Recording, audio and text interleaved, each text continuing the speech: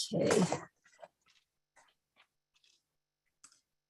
Sorry, 1 second.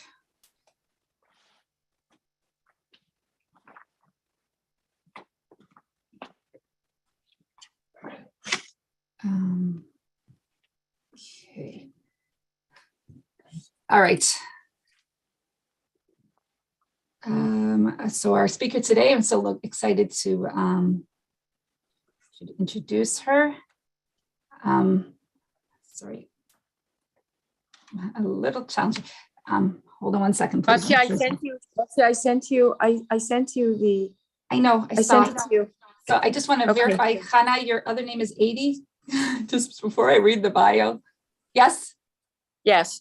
Okay, good. All right. Fine. So Chana/80 Nussbaum, originally from Brooklyn, New York, where she taught high school, Limudei Kodesh, for many years, is the daughter of Harav Shimon and Rabbeila Shlishlotz Zatzal. It was from their living and breathing Ein Od Milvado that her teachings were born. She now resides in Lakewood, New Jersey, where she has alternated between continuing her teaching career, art and dance instructor, co-founding and directing Yad Rachel, an organization geared towards assisting postpartum women, and Ura, Torah Mates coordinator, while raising her beautiful family remained her top priority. Now that they are, Baruch Hashem, all grown, with most of her children and grandchildren living in Eretz Yisrael, she's devoted to what she believes is her mission: teaching, mentoring, and empowering women and girls with Panemius HaTorah, which will, Be'ezus Hashem, open the doors to their exquisite potential, realizing their own unique light and sharing it with the world. This is, in fact, one of the definitions of Gilui Shechina, and is in itself part of the ushering in of Mashiach. This vision is what the Sfarim call Keser Melucha, or the circle dance, where we merit to manifest this speedily. So looking forward to hearing you speak today, Chana. Thank you.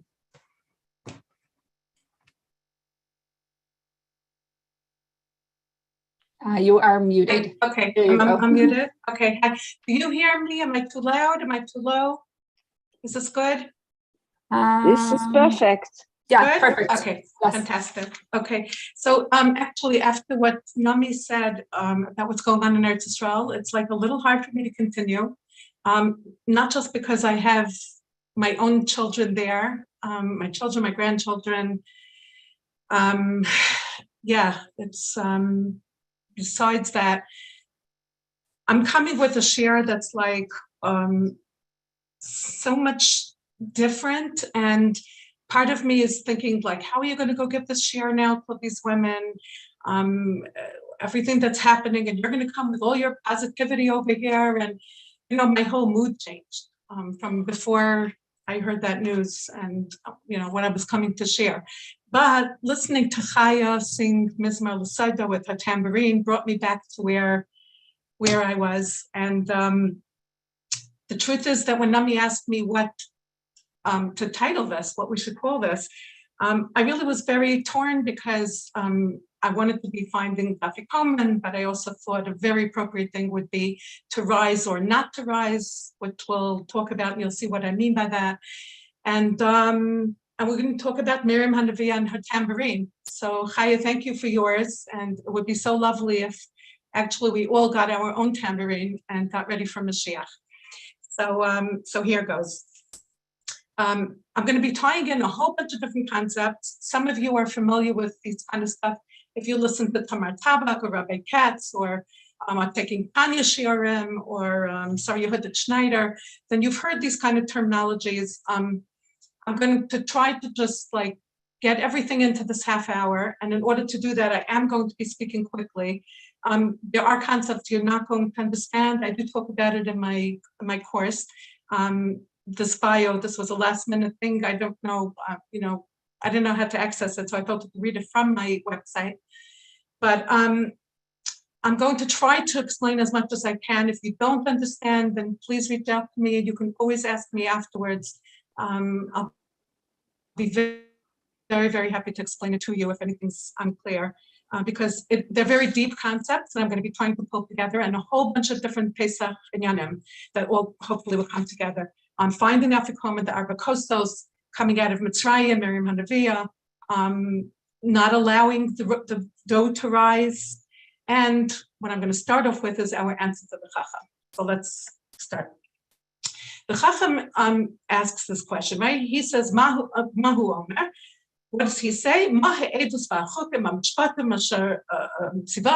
are all these commandments that Hashem commanded? And the answer we give him is a very, very weird answer. We're giving him something that seems not to be relevant at all to what he's asking. Ein maftirin achar haPesach Afikomen. We're saying something. And it's hard for me to even say what it said because it's so unclear. It's so unclear. What exactly does this answer mean? The Mefarshim talk about, the Svarim talk about, but it's very vague. There's a very, very vague answer over here. Ein maftirin, we're not even sure what it means. Does it mean dessert? Does it mean that they used to go around to houses afterwards and they're telling people not to do that on the night of Pesach? Just finish up with the Seder and nothing else. What they conclude with is what it means is we do not eat anything after the Pesach Afikomen. The last taste in your mouth should be that Afikomen. This is the dessert. You have to leave room for it, and this is it. So I just want to point out first of all that besides for the fact that it says it twice. We obviously have in the Seder, right? We have Yachatz on one side, where you break the matzah, and no bracha is said about it, right? Then we have on the other side, Safon, when it's taken out. So those are the two parts in the Seder. Some other parts get brachas, but this does not get a bracha. We have Yachatz, you break the matzah, and then you have Safon that it's put, it comes out of, right? Safon from hiding, comes out, and we eat it. There's only one other time in the entire Haggadah that it talks about it. Only one time in Maggid, from the whole Maggid, there's only one time that it speaks about it, and that's over here. Where the Chacham asks the question, and our answer is, we don't eat anything after the Afikomen. So we really have to talk about this and try to understand it. I want to point out about 10 different things that we know about the Afikomen, and then hopefully through the lesson, we're going to get an understanding, everything will make sense, okay? So firstly, the word Afikomen is not even Lashon Kodesh. It's a foreign language. They're not sure, it comes partly from Greek, partly maybe from Latin. It's a put together of two different words, api and komio, and together they're equaling it to mean dessert. But the word Afikomen is not Lashon Kodesh, number one. Number two, we do not have this clear definition of what it means. Number three, we said we don't make a bracha. Number four, we break the matzah. Okay, important key word here, we break the matzah. Number five, we take the larger half and we put it into hiding. We take the larger half and put it away. Now, we're going to use the word stealing, and we'll come back to that. The father takes it, puts it away, the children steal it, right? And then number seven, Safon, we take out what was hidden. We bring back what was hidden. And then number eight, we have to make sure that we left room for it. Number nine, we take that matzah and we break it into little pieces and we divide it up among all the people who are there. Everybody partakes of this Afikomen. Everybody gets a little piece. And then number 10, this is the last thing. It's the end. After that just comes Hallel and Nirtzah, which also I would like to get back to some. So I'd like to ask, I'm going to just look in the chat, if anybody could tell me, could you just jot down quickly, does anybody see something that sounds familiar from everything I just said? Anything's ringing a bell?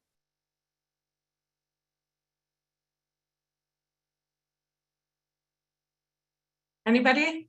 No? Okay, so I'm going to ask, did anybody hear of the word Shivrei Kalim? Anybody knows anything about Shivrei Kalim? Okay, so yes, yeah, go ahead. Process of creation.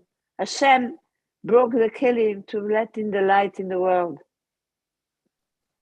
Gorgeous, gorgeous. Hashem is called the Ar Ein Sof. He's the light that has no end.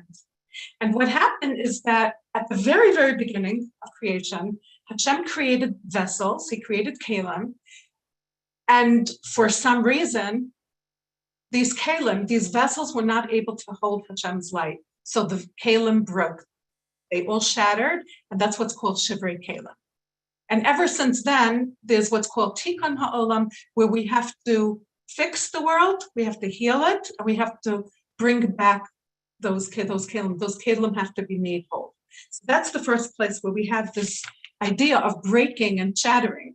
Right away, at the very, very beginning, when Hashem created the world, right away, this kalim could not contain the light.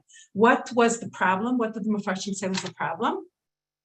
That each keli was only able to contain their own mahus, their own essence. You've heard of the sfirot, I'm sure, that Hashem created the world through the sfirot, right? He interacted with us. It's not him. He is everything. As Nami said, in Od Milvado, there's nothing besides Hashem. He's the Ein, the Or Ein Sof, the light that has no end. But in reference to creation, in reference to us, in relation to us, he works with us through the Sfirot. So we have Chesed and Gvura and Teferes and Netzach, Hod, Yisod, and then Malchut is the last one, the seventh one, Malchut. All of them, each one was like a separate keli, and each one was only able to contain themselves. They were not able to hold the other lights, and that's why they all shattered. Okay, that's not the only place. That's first. Then we have the Levana, we have the moon, right? The moon came to Hashem and said, we can't have two that are equal over here. So Hashem said, then go make yourself small. And what happened? The Mefarshim say that the moon's light shattered. Some Mefarshim say it became the stars. Those are the twinkling little shards of light that we see are actually the shattered light of the moon. And then we have Adam and Chava. They were androgynous. They were one human being that were back to back together. It said that Chava, she's called Chava Rishona, that first Chava, her light was too powerful. It was too bright. It was too big. It was like there was no space for Adam, and Adam couldn't handle it. And that was when Hashem decided he's creating a Chava Shniya, a second Chava. And that's when he put Adam to sleep and created a second one. Here again, we have that her light shattered. Number 4, we have Adam and Chava in Gan Eden, the second Chava over here, when they ate from the Eitz Hadas, and because of that sin, what did Hashem do? He took this Or Ein Sof that was from one end of the world until the other, and he hid that light, right? Or Haganas, it's hidden. It's hidden. Here we have that word hidden. It's hidden. Hashem took it and put it away. It wasn't shattered in that kind of sense, but it was shattered in another sense. It says, the Mefarshim tell us, where did Hashem hide this Or Haganas? Or Haganas means the hidden light. Where did Hashem hide it? He hid it in 3 places. He hid it in the Nerot of Hanukkah, whatever that means. He hid it in the Torah, and he hid it in us. Now, hiding it in us means now that each one of us has a little tiny piece of the Or Haganas. It was actually shattered into all of us. Each one of us is a shard of that Or Haganas. Each one of us has a little piece of this hidden light. And guess what? Each one of us has that responsibility of bringing it out. The whole idea of Shechina and Kodesh Bricho, I'm going to try to say this very fast. Maybe some of you know about this. If you don't, I'll be happy to explain it at a different time. Kodesh Bricho is Hashem on top of creation. Shechina is Hashem in creation.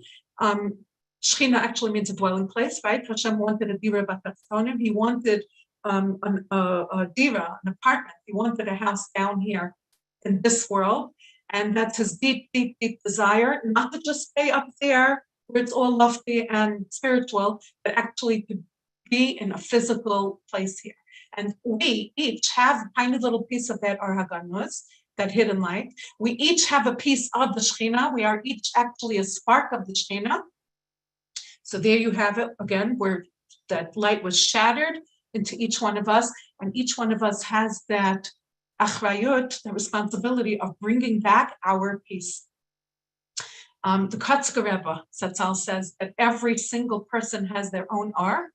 No 2 Ors are the same. from the beginning of creation till now, we're not just talking about in this Dor living, nobody has the exact same Or like you, and you have that responsibility of bringing out your own Or, your own light, or meaning light.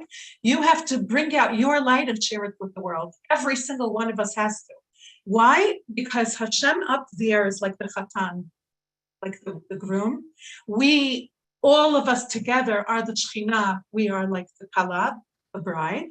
And the only way that the world is going to be complete is when Kodesh Baruch Hu and Shekhinah are going to come together and fuse together into oneness. Who makes that oneness? We do. Hashem is waiting for us to make that oneness. And us means every single one of us. Now, we women have a double,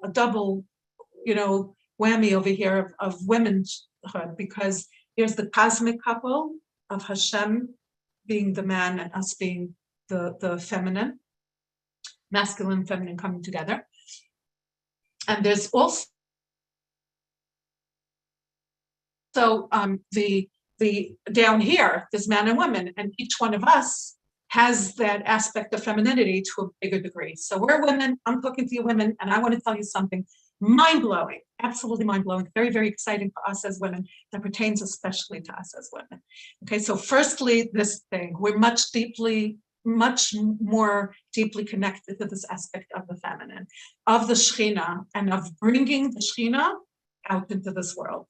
We as women have this double thing of being in the cosmic relationship, all humanity, men and women. We are all really the bride, the Kala. We all really are the Shekhinah, and we have to come meet HaKadosh Baruch Hu and fuse with him. And at the same time, we're also individually, because we are women, we connect with the Shekhinah much more tremendously. Our entire essence is very, very tied to all things feminine. The moon, the Shekhinah, Shabbos, the Neshama, the Torah, whatever feminine thing you could think of is very, very much connected to us, more deeply than to the men in this world. So I've gone a little bit off my paper over here. I have to get back on. So this thing, another way of talking about this brokenness, these, obviously we're talking over here about tremendous brokenness that happened. Another way of saying that is Meitzarim, just like the word Mitzrayim. Meitzarim means constricted. After all these brokennesses happened, after all this shattering happened, and some of it happened because it was part of Hashem's plan, he just made it happen, and that's going into a much deeper discussion about, that it's not really our fault. But then there's also averos that happened. There were sins that took place, like the light being too big, not having enough room, and then of course Adam and Chava and Gan Eden. Once sin came into the picture, there's much, much more of this brokenness and of this constriction, and that word Meitzarim means constriction. So we fell, and now we're in a fallen version. We're in the fallen version right now. There's tremendous Hester Panim. Hashem is hiding his face.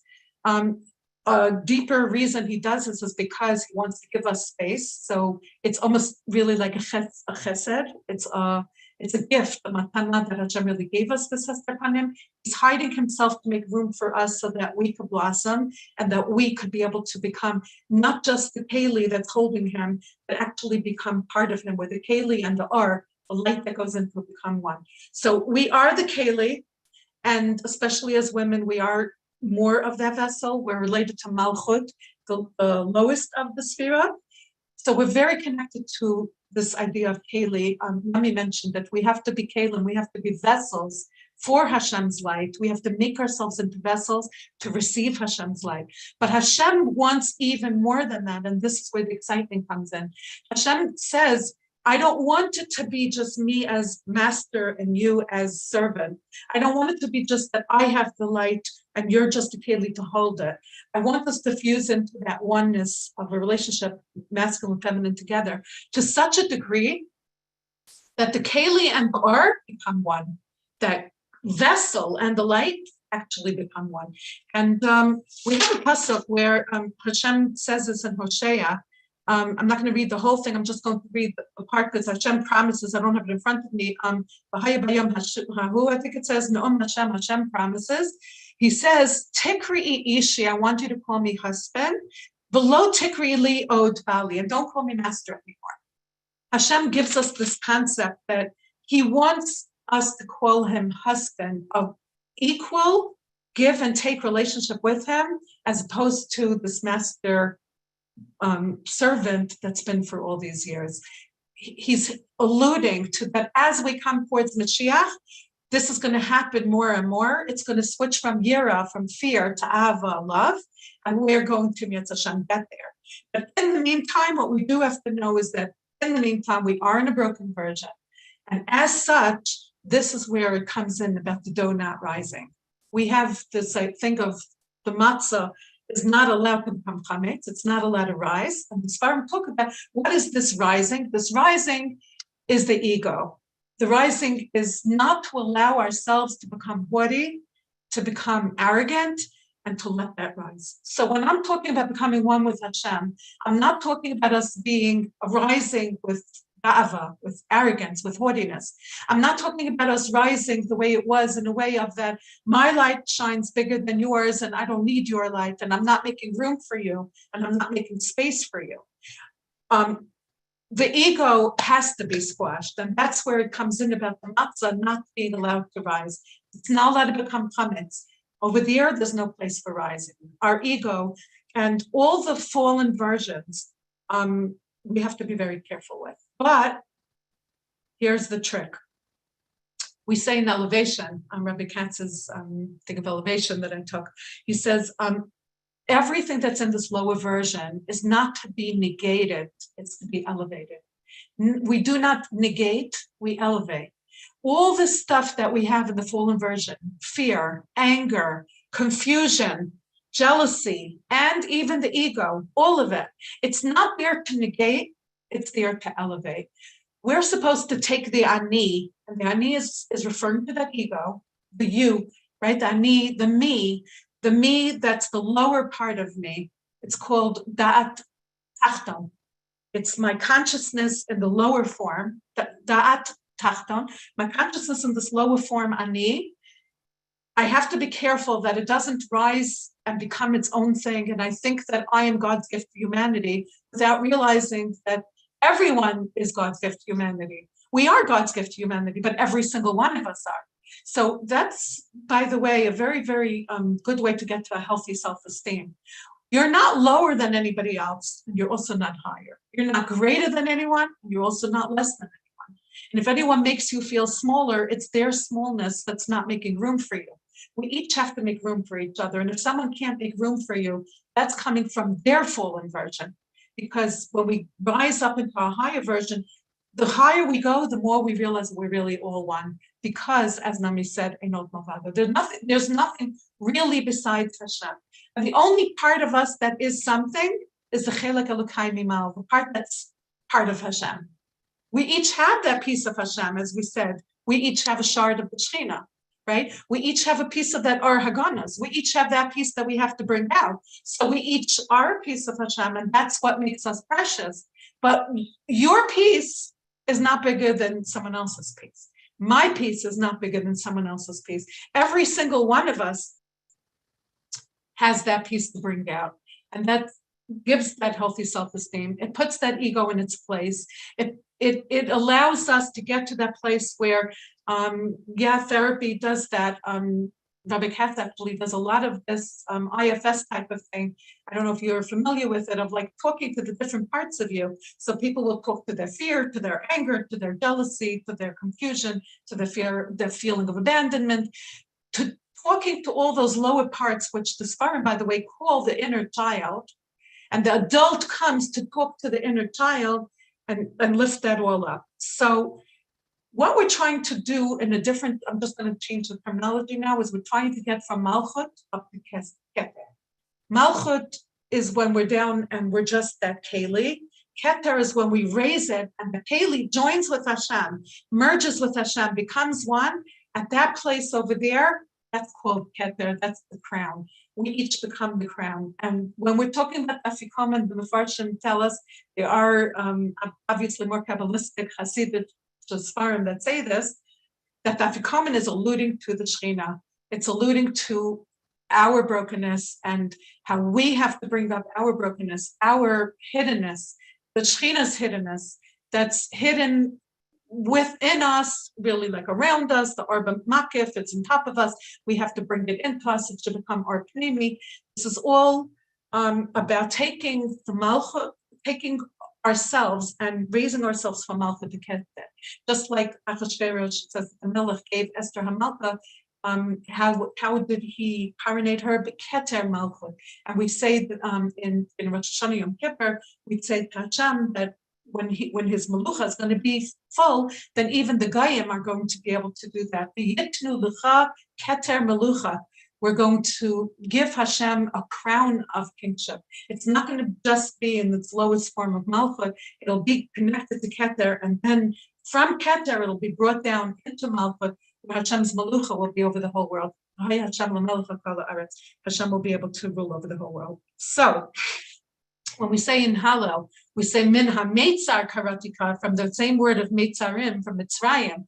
We ask Hashem, min ha-meitzar, please Hashem, we're in this constricted place, and each one of us has our own constriction. We all know what it is. And I'm not only talking about the bad midot, but I'm talking about the brokenness.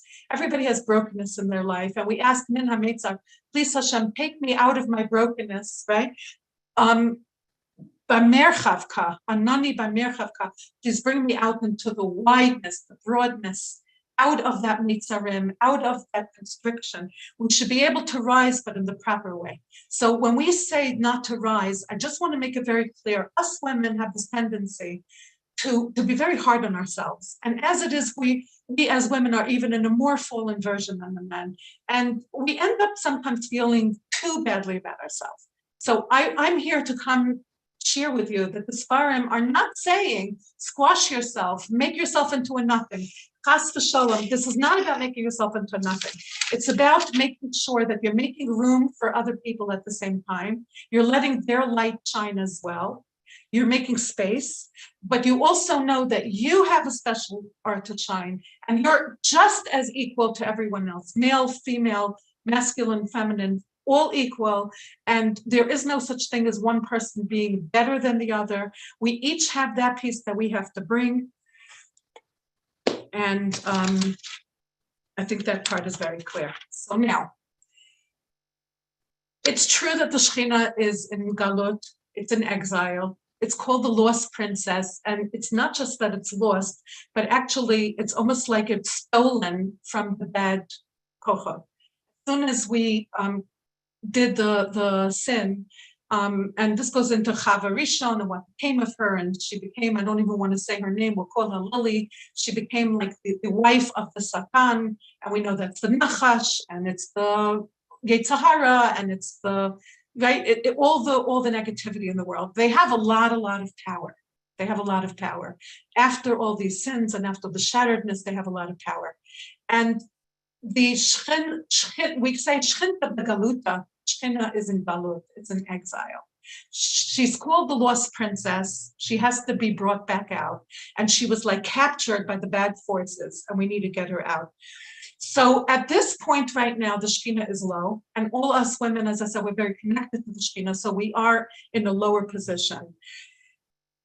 And this is alluded to when we say under the chuppah, we say, Od Yishama Bari Yehuda, there's still going to come a time, right? There's yet going to come a time when Kol Chata, we're going to hear Kol Sasam and Kol Simcha, we're going to hear the sounds of joy, Kol Chatan and Kol Kala, right? We're going to hear the voice of the Chatan, the voice of the Kala. Well, happens to be that right now, it's the Kol of the Kala that's low. It's us who are not heard. It's us who just stick out our finger to receive the ring, and that's how we are, how we agree to marriage without anything being said. It's us who have beautiful voices, not me, but some of you have gorgeous voices and can't sing in front of the men, so our voices are trapped, right? It's us who can't dance yet, like Miriam Hanaviah was able to at that time, which we'll talk about in a minute. So we are right now in that lost place, in that broken place, but there's another secret reason. There's a secret that's going on. There's a much, much deeper reason. It's not only because we're broken, it's because we're rising. And as we rise, Mashiach is coming. we know that when Mashiach comes, the Or HaGanuz, this hidden light, is going to come out, right? And actually, it says that Mashiach is coming, kima, bit by bit. It's not, it will be, Emir Hashem, we will all of a sudden hear Mashiach will come. But besides that, there's also kima, Mashiach is coming bit by bit by bit. And slowly, this Or HaGanuz, this hidden light, it's like it's tiptoeing out of its hiding places. It's coming out of the Neirot, it's coming out of the Torah. We're getting more and more access to the hidden parts of the Torah. It's coming out more and more. And Hashem had different ways how he was able to do that, including through the Goyim who translated Sefer HaYetzirah. So a lot of Kabbalah is coming out. Maybe some of them are perverting it in the wrong way. But the bottom line is that a lot of the hidden Torah is coming out. And you have people like Rabbi Katz who are trying to fight that wrong place and try to teach people who are learning it from the wrong place. Hey, you don't have to learn it from them who are teaching it in the perverted way. Come learn it from the Torah, because the Torah itself has all the answers. And all this Torah is really the Sodot. It's the hiddenness in the Torah. It's all there and it's all hidden, but it's coming out. So it's coming out from the Torah, and it's also coming out from us. It's coming out from us. Slowly, this Or HaGanuz is coming out. And it's coming out from all the hiding places. And it's us women who have Bina. We have Bina. We're the ones who are noticing it more. You know, when we say in the morning the Berachot, we say, Berachat Hashem, Hanosei Nasechvi Bina. You gave the rooster Bina, insight. Lahavchen ben yom uvein laila, that it could differentiate between night and day. What is it talking about? That the rooster starts, it starts making its noise in the morning. It's when it's still dark. It's still dark outside, but the rooster knows that the morning is coming. That takes Bina, and women have more of Bina. We have this tremendous koach, this tremendous power that Hashem gave us, a tremendous ability to realize even when it's still dark, but we can see the light coming. And everything that happened with David HaMelech, who had to bring Mashiach, was also done in being in coveredness. And the imahot and a lot of the tzidkaniyot that I mentioned in the Torah, we see that they're doing stealing. There's stealing going on. There's like underneath the surface, like underneath the quiet waters, there's a lot happening. So David HaMelech coming is about, all this hiddenness is about what I mentioned before. We don't want it to go to the bad forces. We don't want the bad malachim and the bad forces to know that Mashiach is on its way. So everything is done covered up. You know, that with David HaMelech, how Yishai thought that he was a mamzer and he was out there just by the sheep. He didn't even consider him a part of the household. When Shmuel HaNavi came and said, your sons, he didn't even include him because he wasn't even sure that he is his son, right? So there's a lot of covered upness. I want to talk about the women. I'm going to try to say this very, very fast. I hope I'm not going to be going over time over here, because there's one really more important thing I want to share with you, mind-boggling. So okay, after that point, we do need to wrap it up. So share your point. Okay. One more thing and I'm going to wrap it up. Okay, I would love you to go all day, but yeah. Okay. So Rivka, Imena, we know that Rivka, when she gave the coat to Yaakov Avinu, she was stealing, so to speak, behind Yitzchak's back, but she knew the treasures of that Or that Yaakov Avinu has to take from Esau. And then we have Rachel and Leah doing the stealing behind Yaakov's back. And when he complains, the Mefarshim say, well, basically what they were saying to him is, you stole Esau's part. And since you stole Esau's part, therefore, you need Leah, because Leah is the feminine counterpart of Esau. So this stealing is equivalent to this stealing. You stole Esau's part, so now you need Leah. So now we have to steal for that. We have to do stealing, I mean, as hiddenness, right? Doing things underneath. We have Tamar. She was thought to be a Zona, but she knew that she needs to bear the ancestors of Mashiach. We have Ruth and Naomi, same thing. She's from David HaMelech, and what she did was very problematic on the surface level with what she did with Boaz. We have Chana, who was misfollowed to Shmuel HaNavi, who then anointed David HaMelech. And we have that Eli thought that she was a shikara, right? He thought she was a drunkard. And actually was the word kashera, that she's really kosher. It was mixed up. And now we have Miriam Hanaviyah. Her father, I think, slapped her. Some of the Farshim say he actually even hit her.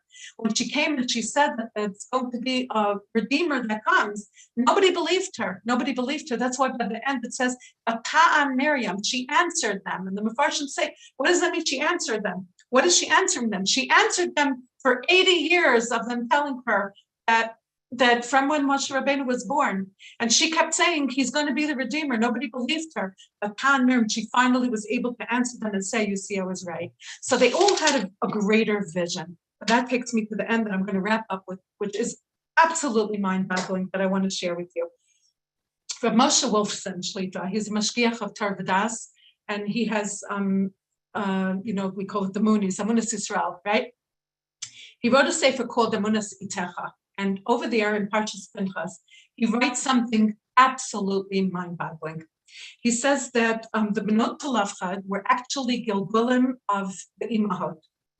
Okay, the Imahot, Sarah, Rivka, Rachel, and Leah, and they are connected the Arba Kosot of the Seder, Pesach Seder. The 4 cups of wine are connected the Imahot. Why? The Imahot are the epitome of Sodot, of the secrets, of the secret part of the Torah, the Kabbalah. They are the secrets of the world. That's what the Imahot symbolize. And it says, Nichnas Yayin, the wine goes in, Yatsa Sod, the Sodot come out, right? So we have these 4 cups of wine are connected the Imahot. And then comes Rev Wolfson and says that these Bnot Tzalafchad, the daughters of Tzalafchad, who came and said to Moshe Rabbeinu, we deserve a piece of land. And Moshe Rabbeinu said, I don't know about that. I'm going to ask Hashem. And Hashem said, yes, they are right. And it says Mishpatan with a big, long taf. Endanon. The Endanon is very long. Nun, the gematria is 50. Hashem was alluding to, the pasuk is alluding to, that Hashem told Moshe Rabbeinu, you are taking things up with your chachma, you're going up to the 50th shar of understanding with your logic, with your rationale, with your halacha, you're understanding till the 50th. But nun, look at that nun, that 50th shar, the 50th gate is the gate of Bina. And these women are coming from their Bina place, which is higher than chachma. They're coming with their Bina, and they're saying from there, we know. And if you ask them, how do you know? They're going to say, I don't know how we don't know how we know. We just know. They're the ones who are the Gilgulim of the Imahot, who are the epitome of the Sodot. He says something mind-boggling, and please listen up. He says there were 5 daughters of Bnot Tzalafchad, not 4. So 4 of them are the Imahot. That's the 4 cups of wine. But who's the 5th daughter? And if you look in the Torah, the 5th daughter is called Tirza.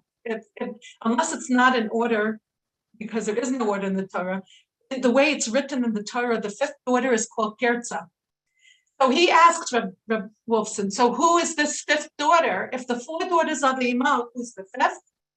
He says, that's Eliyahu HaNavi. The 5th daughter is Eliyahu HaNavi, who's going to come in the time right before Mashiach comes, in the form of women who are going to come say the same thing like Bnot Tzalafchad. They're going to say, we know. We just know. We know with our Bina, we know with our intuition. We know Mashiach is coming. We feel it. We're like that rooster that when it's still dark, we see the dawn. We know, even if it's still dark, we see the dawn coming. That's the 5th daughter. And that's going to happen right before Mashiach comes. We're in this place now, ladies. There are so many women who are just knowing.